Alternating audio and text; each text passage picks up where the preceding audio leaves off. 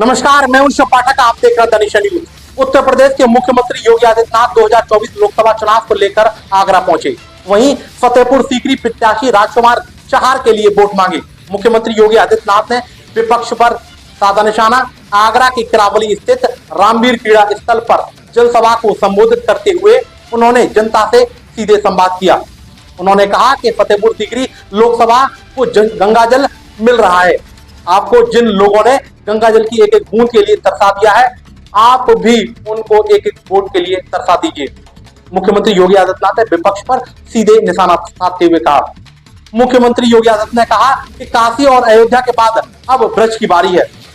CM Yogi Adityanath ने भाजपा प्रत्याशी राजकुमार चहार के लिए वोट करने की अपील की। वहीं काशी अयोध्या में अपना लक्ष्य प्राप्त कर लिया है, अब ब्रज भूमि की बारी है। भारत सरकार और राज्य सरकार की सभी योजनाओं का लाभ जाति और महज देकर नहीं दिया जाएगा। भाजपा का नारा सबका साथ सबका विकास है। भाजपा में किसी का तुष्टीकरण नहीं होगा। वहीं विपक्ष पर कटाक्ष करते हुए कहा कि कांग्रेस और सपा बसपा ने लोगों को तरसाने का काम किया है। आज गरीबों को मकान मिला और उज्जवल योजना का लाभ मिल रहा है। योजनाओं से वंचित को मिलेगा लाभ। योगी आदित्यनाथ ने सीधे संवाद करते हुए कहा कि केंद्र सरकार की योजनाओं का लाभ जिन लोगों को नहीं मिला है, उन लोगों को आगे सभी योजनाओं का लाभ मिलेगा। प्रधानमंत्री मोदी ने कहा है कि आने वाले समय में जो भी केंद्र की योजनाओं से वंचित रहा, उन सभी को केंद्र योजनाओं का लाभ दिया जाएगा। आप सभी को सरकारी योजनाओं का लाभ मिलेगा, साथ ही सुरक्षा और सुविधा भी मिलेगी। द नेशन न्यूज के लिए आगरा से सौरभ शर्मा की रिपोर्ट। जिन्होंने विकास की योजनाओं के लिए आपको तरसाया था, जिन्होंने गंगा जल के लिए आपको तरसाया था, उनको वोट के लिए तरसा दीजिए। कह दीजिए कहीं नहीं। जब आपको मौका मिला तब तो आपने कुछ किया नहीं।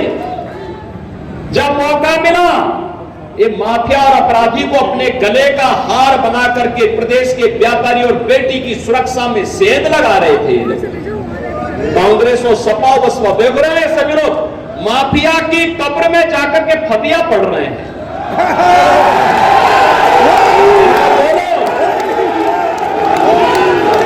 इनको बोल दीजिए ये चुनाव से अच्छा वक्त नहीं। इनको बोलो कि जाओ, वोट तो कमल निशान को जाएगा। तुम लोगों को 5 साल की छुट्टी दे रहे, फतिया पढ़ो को। और इसीलिए हम लोग आए आपसे कहने के लिए, बहनों और भाइयों, मोदी जी का तीसरा कार्यकाल भारत को आत्मनिर्भर भारत और विकसित भारत बनाएगा। विकसित भारत के लिए वोट भाजपा को चाहिए। आत्मनिर्भर भारत के लिए भाजपा को वोट चाहिए। हर नौजवान के चेहरे पर खुशहाली लाने के लिए, हर बेटी को सुरक्षा और स्वावलंबन के मार्ग पर आगे बढ़ाने के लिए, भारत को दुनिया की एक ताकत बनाने के लिए भारतीय जनता पार्टी को आपका आशीर्वाद चाहिए, आपका समर्थन चाहिए। में पार्टी के कार्यक्रमों में किसानों के मुद्दे को लेकर के पूरे देश के अंदर कार्य करते हैं। मैं आज आपके लिए अपील करने के लिए आया हूं। आपने सांसद चुना, पूरे देश के लिए काम कर रहा है। आपके लिए तो गौरव के साथ बोलने की आवश्यकता है। हमारा सांसद केवल फतेहपुर सीकरी के लिए नहीं, पूरे देश के किसानों के लिए काम कर रहा है। और इसीलिए मैं आपसे कहने के लिए आया, आपका दायित्व बनता है। पाकिस्तान अलग हुआ था। पाकिस्तान की कुल आबादी 23 से 24 करोड़, भारत की आबादी 140 करोड़।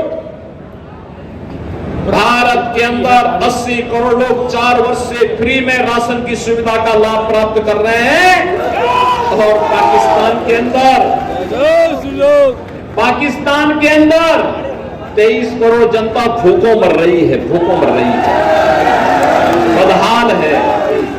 जितनी पाकिस्तान की आबादी, उससे ज्यादा आबादी को प्रधानमंत्री मोदी जी के नेतृत्व में 10 वर्ष में गरीबी रेखा से ऊपर उठा करके खुशहाल जीवन और स्वावलंबन का जीवन जीने के लिए आगे बढ़ा दिया गया है।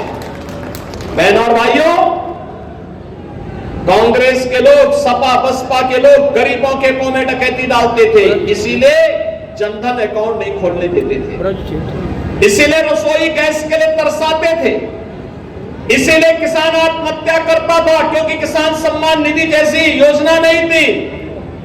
गरीब सर्दी में ठिठुरने के लिए मजबूर होता था और बरसात में भूखों सो जाता था।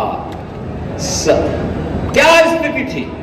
4 करोड़ गरीबों को मकान मिल गए, 12 करोड़ किसानों को किसान सम्मान निधि का लाभ मिल गया, 10 करोड़ गरीब परिवारों को उज्ज्वला योजना का रसोई गैस का कनेक्शन मिल गया।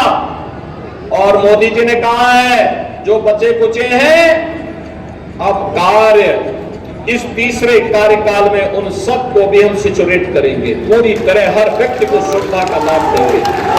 आपने देखा होगा कोई भेद नहीं किसी के साथ, न किसी की जाति, न किसी का मत, न किसी का मजहब, कोई चेहरा देख करके योजना का लाभ नहीं। योजनाओं का आधार सबका साथ और सबके विकास के आधार पर दर्शन करती है।